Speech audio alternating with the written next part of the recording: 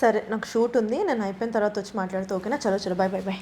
ఏదో కాల్ మాట్లాడుతున్నావు? Friend call Shravan. కాదు కానీ యువ ఛానల్కి ఏం కంటెంట్ చేయాలో నాకు అసలు ఏం అర్థం అవ్వట్లేదు. కంటెంట్ ఫ్రెండ్ కాల్ అన్నావు కదా? అవును. సరే, మనం ఈరోజు పాముల గురించి మాట్లాడదాం. స్నేక్స్ గురించి. నాకు స్నేక్స్ అంటే తెలుసా? నాగుపాము, పొడపాము, కట్లపాము, ఇవన్నీ అసలు నాకు వినే కొద్దీ వినాలనిపిస్తుంది, చెప్పే కొద్దీ చెప్పాలని. హోల్డ్. ఎందుకు? నేను అనేది మనుషుల్లో దాగున్న పాముల గురించి. మనుషుల్లో దాగున్న పాము కాన్సెప్ట్ ఏదో కొత్తగా ఉంది. కంటెంట్ ఇంకా కొత్తగా ఉంటది. సరే, ఇప్పుడు నీ ఫ్రెండ్ అన్నావు, ఆఫీస్ ఫ్రెండేనా? ఆఫీస్ ఫ్రెండే. అంటే ఆఫీస్ లో మీరు ఎంతమంది ఫ్రెండ్స్? Batch friends. ఓకే, మీరు ముగ్గురు బ్యాచ్. మీ ఆఫీస్ టైమింగ్స్ ఏంటి? 10 to 6 కదా ఆబ్వియస్లీ. అంటే 10కి ముందు కానీ 6 తర్వాత కానీ మీరు కలుస్తారా? ఎప్పుడైనా ఒకసారి, కానీ ఎవరి స్పేస్ వాళ్ళకి ఉండాలి కదా శ్రవణ్. ఇంకా అప్పుడు కూడా కలిసి టైం స్పెండ్ చేయాలంటే కష్టం కదా.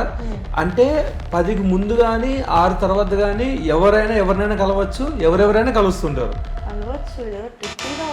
ట్రిక్ ఏం లేదు. నీకు రియల్ లైఫ్ ఇన్సిడెంట్, నా లైఫ్లోనే ఒక ఇన్సిడెంట్ జరిగింది. ఆ ఇన్సిడెంట్ చెప్తా.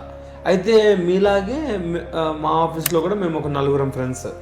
అసలు ఎంత జాన్ జిగిరి ఫ్రెండ్స్ అంటే, మేము తిన్నీకైనా, తాగనీకైనా, టీకైనా, ఆఖరి సుస్సుకైనా కలిసి వెళ్ళేవాళ్ళం. అంత జాన్ జిగిరి ఫ్రెండ్స్. మధ్యాహ్నం అయితేనే అందరం రెస్టారెంట్కి వెళ్ళేవాళ్ళం, తినేవాళ్ళం. అయితే బిల్లు కట్టేటప్పుడు మాత్రమే నేను మొబైల్ తీసి పే చేసి మళ్ళీ మొబైల్ పెట్టేసుకుంటాం. మేము తినేటప్పుడు ఎక్కువగా మాట్లాడుకునే దేని గురించి అనుకుంటున్నాం? ఆబ్వియస్లీ ఏముంటది, ఆఫీస్ గురించే అయి ఉంటది. కరెక్ట్, ఆఫీస్ గాసిప్స్ బాగా మాట్లాడుకునే వాళ్ళం. అది ఉండాలి కదా, ఖచ్చితంగా ఉండాలి గాసిప్స్ అనేది. ఆ గాసిప్స్ లో ఎండి అయినా, సిఇఓ అయినా, టీమ్ లీడర్ అయినా, మేనేజర్ అయినా, ఎవరైనా సరే మాట్లాడతాం. అవును. అయితే మేము ఏ టాపిక్ గురించి, ఎవరి గురించి అయితే స్పెసిఫిక్ గా మాట్లాడుకుంటామో ఆ టాపిక్ లోను, ఆ మనిషిలోను ఆ రోజు కానీ నెక్స్ట్ రోజు కానీ వాళ్ళ చేంజెస్ వచ్చాయి. అంటే మేము మాట్లాడిన టాపిక్ రెప్లికేట్ అయ్యేది అక్కడ. అంటే మీ నలుగురిలో ఎవరో తేడాగా ఉన్నట్టున్నారు. అంత డౌట్ కూడా రాలేదు మాకు. అంటే సరే, ఆ డౌట్ కూడా వచ్చింది అనుకుందాం. నాకు వచ్చి నేను ఏం చేశానంటే సైలెంట్గా, అంటే నేనే స్టార్ట్ చేస్తా, మెయిన్ యాదవ్ నేనే ఈ గాసిప్స్లో.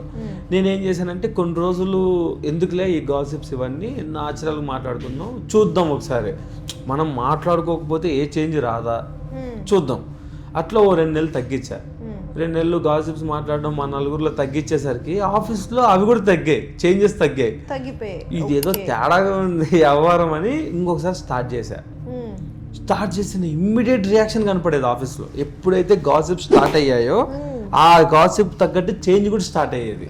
ఎలా అంటావు మరి ఇది? అంటే ఖచ్చితంగా మీ నలుగురిలో ఎవరో ఒకళ్ళు ఉన్నాడు. ఎవడాడు? అయితే నాకు ఈ డౌట్ స్టార్ట్ అయ్యి నాకు నేనే, అంటే ముగ్గురులో ఎవరిని అడగాలో తెలియదు. నేనైతే కాదు, ఫస్ట్ పాయింట్ నేనైతే కాదు కదా.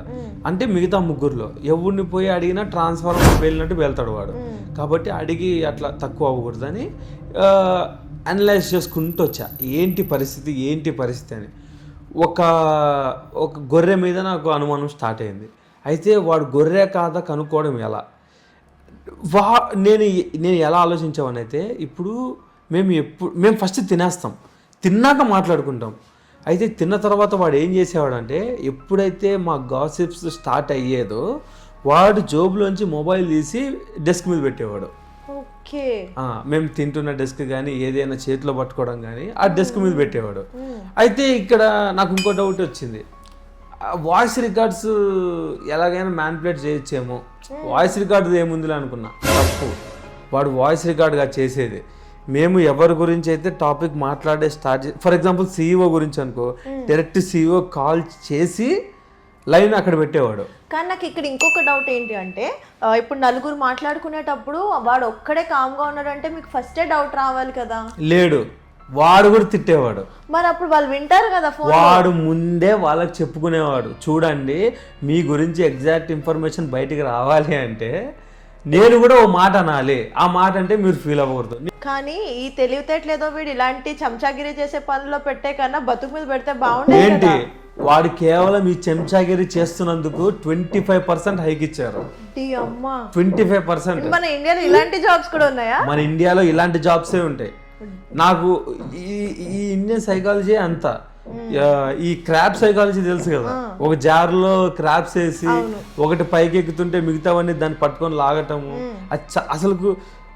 అసలు చాలా తప్పది. అసలు నువ్వు ఒక ఫ్రెండ్ నిన్ను నమ్మి నిన్ను పక్కన కూర్చోబెట్టుకొని ఆఫీస్ సీక్రెట్స్ మాట్లాడుతున్నాడంటే నువ్వు చేయాల్సింది ఏంటి? వాళ్ళకి తొత్తువా నువ్వు వాళ్ళ చెంచాగాడివేమన్నా? నువ్వు చెప్పుతో కొట్టాలి అట్లాంటి ఎదవల్ని. మరి ఇప్పుడు ఏంటి లాస్ట్ ఏం కంక్లూజన్ అయింది? కంక్లూజన్ ఒకటే, నేను నా పర్సనల్ ఎక్స్పీరియన్స్ తో చెప్తున్నా, ఆఫీస్లో వాళ్ళు కలీగ్సే అవుతారు, ఫ్రెండ్స్ అవ్వరు. అంటే నువ్వు ఇప్పుడు ఈ పాయింట్ చెప్తుంటే నాకు కూడా గుర్తొస్తుంది ఏంటంటే, మేము ముగ్గురం ఫ్రెండ్స్ అన్నాం కదా, అందులో ఒక అమ్మాయి ఏమన్నా ఆఫీస్ టాపిక్స్ మాట్లాడుతుంటే కొంచెం ఆక్వర్డ్గా బిహేవ్ చేయడం, నువ్వు అన్నట్టు వెంటనే మొబైల్ తీసి అక్కడ పెట్టడం చేస్తుంది. అంటే ఇప్పుడు లేదు అప్పుడు లేదు, ఎప్పుడైనా ఒకటే, ఎవరిని నమ్మకండి. ఆఫీస్లో ఉన్న వాళ్ళని మీ సీక్రెట్స్ ఎవరితో షేర్ చేసుకోకండి. మీరు ఏదైనా ఒక కాన్సెప్ట్ని ముందుకు తీసుకెళ్లాలనుకున్నా, ఒక ప్రాజెక్ట్ని ముందుకు తీసుకెళ్లాలనుకున్నా, పక్కన చాలా పాములు రెడీగా ఉంటాయి కాటేయడానికి. అవి ఎవరో కాదు, మన ఫ్రెండ్సే. సో నాకు దీన్ని బట్టి అర్థమైంది ఏంటంటే, ఆఫీస్లో ఉండే వాళ్ళు కొలీగ్సే అవుతారు కానీ ఫ్రెండ్స్ అవ్వరు. అది అంటే మన లైఫ్లోనే ఇలాంటి లెసన్స్ ఉన్నాయి అని అంటే, మన వీడియో చూస్తున్న మన వ్యూవర్స్కి కూడా అలాగా గుచ్చుకునే ఒక పాయింట్ ఉంటుంది కదా, ఎక్కడో సమ్ కనెక్టివిటీ అయితే ఉంటుంది కదా. మరి వీడియో చూసిన తర్వాత మీ లైఫ్లో జరిగిన రియల్ ఇన్సిడెంట్ కింద కామెంట్ చేయండి. దాని మీద మేము నెక్స్ట్ వీడియోలో కలుస్తాం. మీ వాయిస్ మీ స్టోరీ.